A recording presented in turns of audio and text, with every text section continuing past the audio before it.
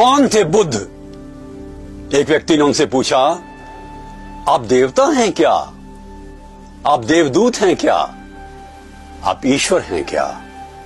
बुद्ध ने कहा, I am awakened, मैं जागृत हूं। बुद्ध के बारे में प्रसिद्ध विद्वान H.G. वेल्स ने कहा है कि ये ईश्वर में विश्वास नहीं करते थे, पर स्वयं ईश्वर जैसे थे। सो गॉडलेस, सो गॉड लाइक। अजातशत्रु जब मिलने के लिए उनके पास गया तो उसे अपने मंत्री से कहा, क्या है उसके पास? मंत्री ने कहा, उनके पास कोई भौतिक चीज नहीं है, पर सब कुछ है। He has everything। 10,000 सन्यासी बैठे हुए हैं, अजातशत्रु को बताया गया।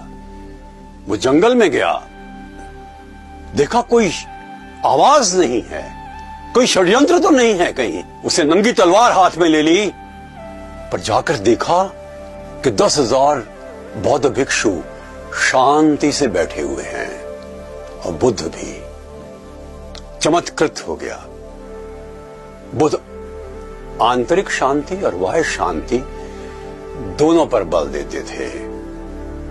अपने आप से प्रेम करने की बात वो कहते थे, हर एक से प्रेम करने की बात कहते थे।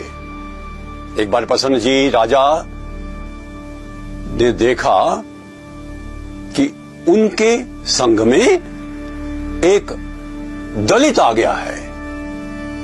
उनको किसी ने बताया। प्रसन्न जी ने बुद्ध को कहा, भगवान, या तो आप उसको संग से निकाल दीजिए या हम अपने आप को आपके संग से बाहर कर लेते हैं। प्रसन्न जी ने देखा कि आश्रम के ठीक बाहर एक दैदीप्यमान व्यक्तित्व का स्वामी युवा बहुत सुंदर भाषण दे रहा है जीवन के धर्म पर। उन्होंने पूछा गौतम बुद्ध से, ये कौन है? बुद्ध ने कहा, ये वही दलित है जिसके बारे में आप बात कर रहे हैं। प्रसन्न जी ने क्षमा मांगी और उससे भी मांगी, बुद्ध से भी मांगी। ये समता ही हमारा एक धर्म होना चाहिए। गौतम हर समय पर इस बात का ध्यान रखते थे कि सत्य को इस प्रकार से कहा जाए जो मानव के हृदय तक पहुंच सके।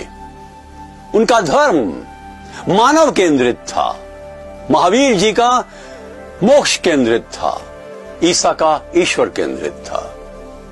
परंतु सभी धर्मों का सार तो यही है कि अपने जीवन को हम उच्च बनाएं, श्रेष्ठ बनाएं, उत्कृष्ट बनाएं, दैदीप्यमान बनाएं। We should make our life sublime and excellence should be in every nerve of ours, in our talks, in our behavior, in our thoughts। Gautam Buddha ने जीवन की संपूर्णता पर बल दिया। उनके एक शिष्य थे सबसे अधिक उत्तम, उनका नाम आनंद था। छाया की तरह चलता था उनके साथ। आज बुद्ध का अंतिम दिन था। रोने लगा आनंद। कौन ज्ञान देगा मुझे? कौन मार्ग दिखाएगा? कौन कहेगा अनुचित क्या है और उचित क्या है? बुद्ध ने कहा, आनंद, मेरा कोई गुरु नहीं था, तुम्हें भी किसी गुरु की आवश्यकता नहीं। आप दीपो भाव, अपने दीपक स्वयं बनो।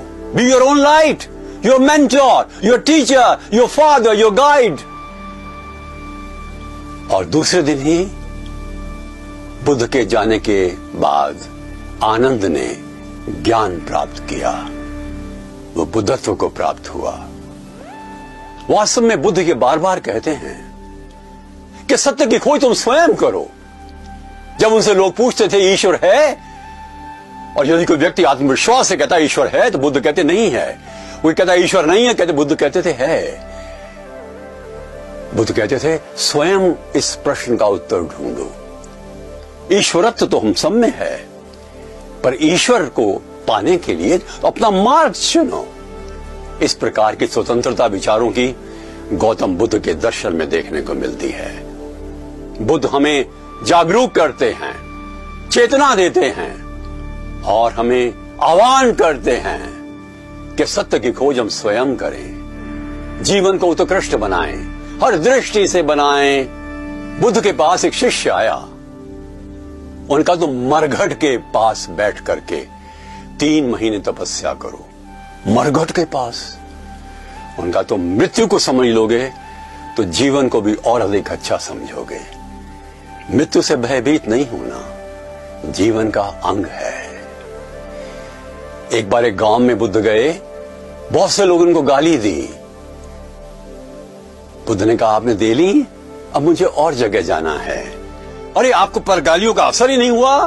बुद्ध ने कहा, यदि 15 वर्ष पूर्व आप मुझे गालियां देते तो मुझ पर असर होता, अब मुझ पर कोई असर नहीं होता। अच्छा एक बात बताइए, यदि आपने मुझे कोई चीज दी और मैंने स्वीकार नहीं की तो किसकी हो जाएगी?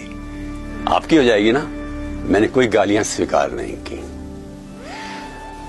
शांत हो गए वो लोग। बुद्ध की महानता थी।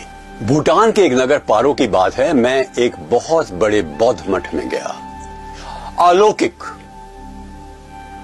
आध्यात्म का प्रतीक था वो मठ। मैंने उनके प्रमुख से एक सवाल किया, क्यों नहीं गौतम बुद्ध जैसा और कोई व्यक्ति पिछले 2500 साल में बना? उन्होंने कहा, क्योंकि किसी ने प्रयत्न ही नहीं किया। Nobody tried। आइए हम छोटा बुद्ध होने का प्रयत्न करें। नमस्कार।